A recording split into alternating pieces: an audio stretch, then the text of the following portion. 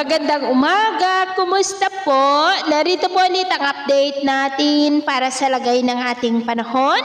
Ngayong umaga po ng January 29, 2025. Sa ngayon po ay patuloy pa rin na malakas ang bugso ng hanging amihan at umiihip po sa malaking bahagi ng ating bansa. At sa atin pong long range forecast, nananatili pa rin naman po na walang bagyo na namamataan na tatawid sa ating kalupaan for the next 2 weeks, pero hindi pa rin inaalis ang posibilidad na may mabuong LPA sa silangan ng Mindanao sa susunod na mga araw, lalo na at namumuo na po ang Intertropical Convergence Zone dyan sa may southeast ng Mindanao.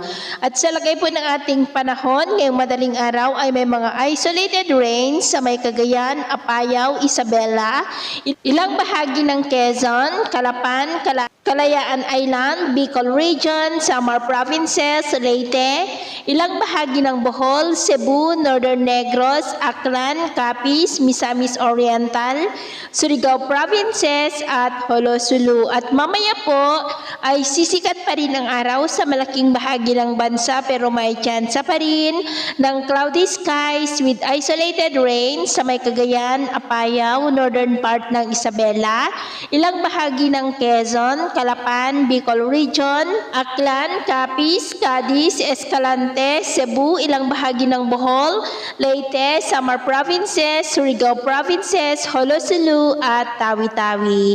At mamayang hapon po, mas maraming lugar ulit ang makakaranas ng cloudy skies with isolated light to heavy rains sa malaking bahagi ng Mindanao, Kabisayaan, Southern Luzon, Cagayan Valley at ilang bahagi ng Cordillera. Kaya mag-ingat pa rin po tayo. At sa atin naman pong mga baybayin, dahil sa malakas na bugso ng hanging amihan ay maalon po sa buong kanlurang baybayin ng Luzon, buong silangan ng baybayin ng Luzon at Eastern Samar Seaboard, Northern Cagayan Seaboard, Babuyan Island Seaboard at Batanes Seaboard ng mga alon dyan ay posible po na aabot hanggang sa 1.5 to 4.5 meters height. Kaya hanggat maaari po, ay iwasan na muna natin ang papalaot dyan sa mga may kulay pula para mas makaiwas sa mga sakunang pangkaragatan.